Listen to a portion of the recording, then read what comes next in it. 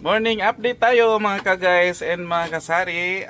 Ang ating mga gulay is preskong-presko, sing presko ni Kuya AG. Katatapos ko lang mag-arrange guys kasi after namin mag-grocery kahapon is nagpunta kami o diretso kami ng bangkirohan para makapamili ng gulay. Kakaiba nga lang ang presyo pag Sunday pero okay lang. At least meron na naman tayong tutubuin ito kahit papaano. Update lang tayo sa ating mga presyo dahil may mga gulay na makashock ang increase ng presyo niya. So ganun talaga ang gulay guys. Hindi mo siya matawag nito. Hindi siya stable ang presyo. Minsan pagpunta mo is mura, next na balik mo is mahal. So need natin mag-update always. So masya na lang na pagdating mo doon is kakaiba na yung presyo. Tulad ng carrots. Ito si carrots guys is last na namin punta, mura talaga ito and ng mga previous months is mura talaga siya. Pero kahapon, kagabi guys is makasyak ang presyo. Pilagay ni 130? 130. 130 ganito siya kaliliit. So how much more yung mga malalaki? Kasi hindi rin namimili si Kuya AJ ng mga malalaki masyado. So ganito or yung medyo malaki nito. So ito is 130 doon. So ganun kamahal ang carrots. Then si kamatis din is bumalik din siya mahal. Itong ating kamatis is nasa na sana ito. Nahulog pa. Ayan. So nasa na sana ito guys. Nasa 50 plus. Umabot pa siya ng 40 plus pero kahapon is nasa 90 pesos po ang presyo ng ating kamatis and bihira kang makakita ng kamatis doon. So kung meron man mahal and kung meron man malalaki, sobrang malalaki. So ganun ang trend sa palengke.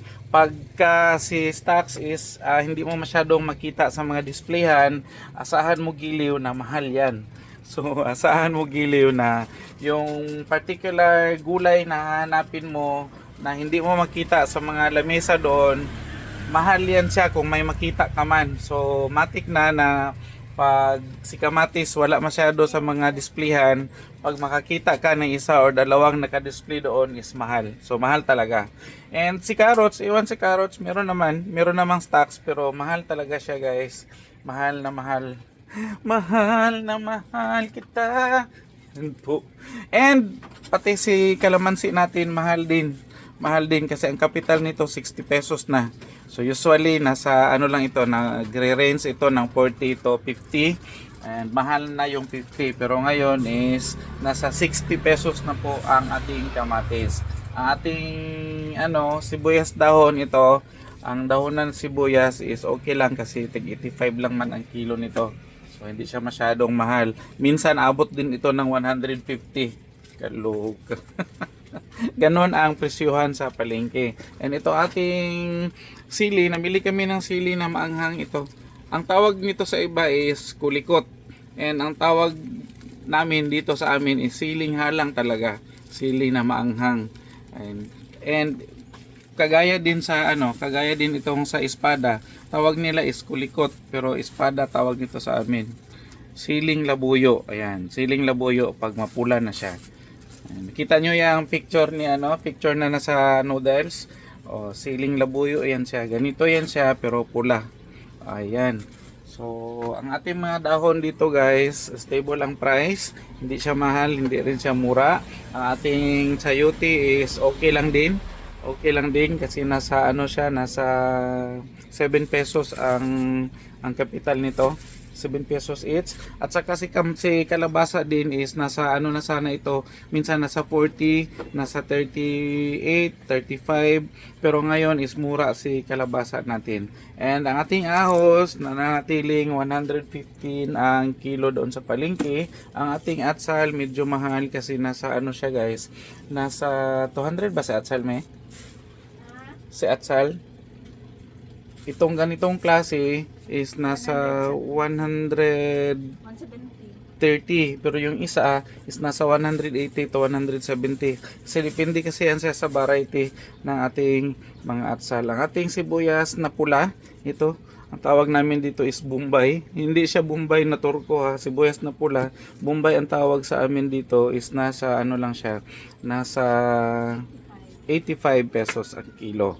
Ayan po. And ang ating patatas is nasa 100, nasa 80 mami, 80, 90 ang kilo ng patatas. Ang ating radish is nasa 40 pesos ang kilo. And ang ating luya is nasa, depende sa classification, 60.